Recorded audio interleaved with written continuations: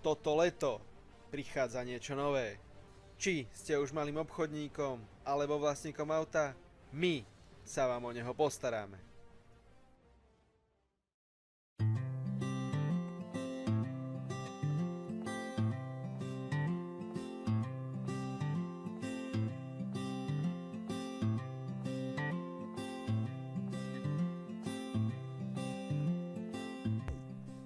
Prihlásil som sa do systému.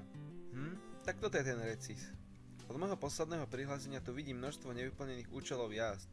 Taktiež tu vidím zaujímavé štatistiky a chybové hlášky v aute. Tie vyriešim neskôr. Teraz sa pozriem do knihy jazd. Také veľké množstvo údajov. Toto by som nechcel vyplňať ručne. Je super, že si môžem tieto dáta exportovať aj do PDF. Zajímalo by ma, kde sa nachádzajú zamestnanci mojej firmy. Idem sa pozrieť do mapy. Takže tuto sa všetci nachádzajú? Dokonca sú niektorí z nich aj v pohybe. Kto vie, ako má Martin poslednú jazdu? Idem sa pozrieť.